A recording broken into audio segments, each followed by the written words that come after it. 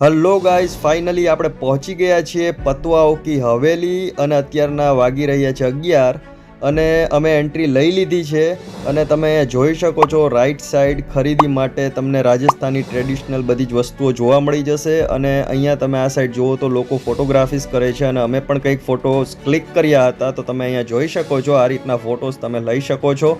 અને બીજી વસ્તુ એ કે ભાઈ આ હવેલી જેસલમેરની અંદર સૌથી પહેલી અને સૌથી મોટી હવેલી માનવામાં આવે છે કે જે જેસલમેરની અંદર સૌથી પહેલી બની હતી અને આખી સ્ટ્રીટ તમે ફરી લો ને તો આખી સ્ટ્રીટની અંદર બધે હવેલીઓ જ છે।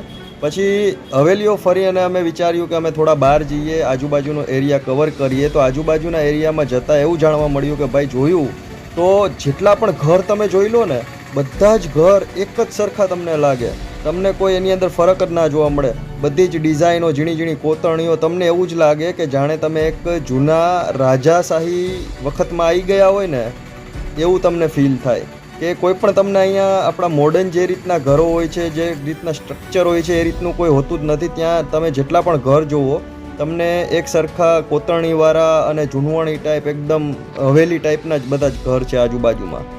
અને બધા ઘરોની બીજી ખાસિયત એ છે કે બધા જ ઘરોનો કલર પણ સેમ, એમાં તમે બીજો કોઈ કલર પણ નથી વાપરી શકતા। અહીંનો કંઈક નિયમ હશે કે કંઈક હશે, આપણને નથી આઈડિયા, બટ તમે જુઓ ને તો જો દરવાજા, બારી, કોઈ પણ વસ્તુ, ગેલેરી જુઓ ને તો ગેલેરીમાં પણ કોતરણીવાળી જ બધી ડિઝાઇનોવાળું બધું રાખેલું છે।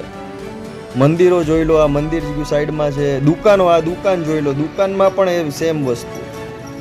એટલે ભાઈ બહુ જ મજા આવે એવી જગ્યા છે, જોવા આવો બરાબર તો ટાઈમ લઈને આવજો, કારણ કે તમે શોર્ટ ટાઈમની અંદર જો આવશો વિચારશો કે ભાઈ અમે બધું ફરી લઈશું તો પોસિબલ નથી। જો તમારે પ્રોપર રીતે આમ ફીલ કરવું હોય, પ્રોપર રીતના એન્જોય કરવું હોય તો તમારે તમારો ટાઈમ લઈને અહીંયા આવવું પડશે। અને અમે હજી આગળ જઈએ છીએ અને જોઈએ છીએ, જો તમે હજી અમે ચાલ્યા જઈએ છીએ, તમે જુઓ હરેક આ હું તમને વ્યૂ એટલા માટે જ બતાડું છું, હરેક વસ્તુ જોવા જ કલાકૃતિ ખાલી જુઓ તમે, આખું હવેલી ટાઈપ જ લાગે તમને, મહેલ જેવું જાણે।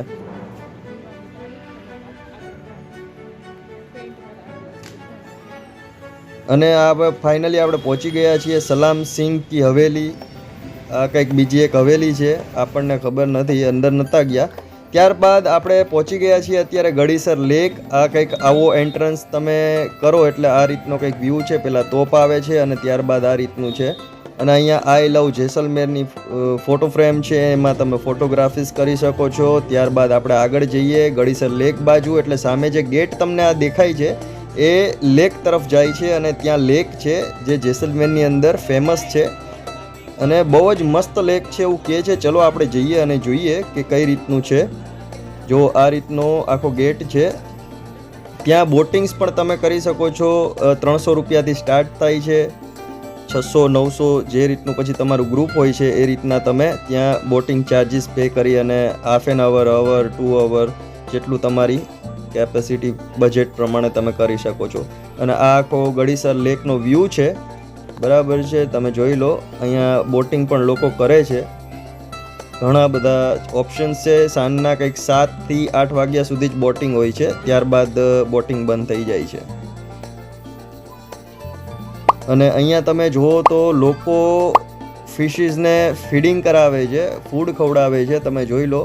અને ઘણી બધી ભાઈ ઓસમ, બહુ જ કહેવાય ને, બહુ મસ્ત વ્યૂ આવે છે। તમે જુઓ ખાલી આમ જે ફિશીસ છે બહુ જ મોટી મોટી ફિશીસ છે અને તમારે જો ખવડાવવું હોય તો આજુબાજુમાં તમને લોટવાળા કે મમરા, ટોસપટ્ટી, પાઉં ને એવું બધું વેચતા લોકો મળી જશે, ત્યાંથી તમે ખરીદી કરી શકો છો અને માછલીઓને ખવડાવી શકો છો। જો અહીંયા જુઓ કેટલી મોટી મોટી માછલીઓ છે અને ખાઈ છે મસ્ત રીતે।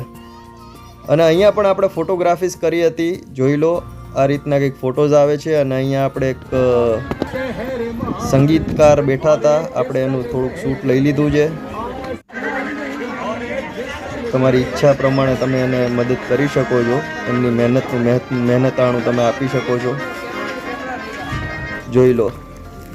પછી અમે પણ થોડુંક ફૂડ લઈ અને ફિશીસને ફીડિંગ કરાવ્યું। જુઓ અમારા મેડમને શોખ વધારે છે એટલે ખવડાવે છે. અને ભાઈ ઝઘડી પડે છે ભાઈ, એવી એવી માછલીઓ ખાઈ છે અને બહુ જ મોટી મોટી માછલીઓ છે.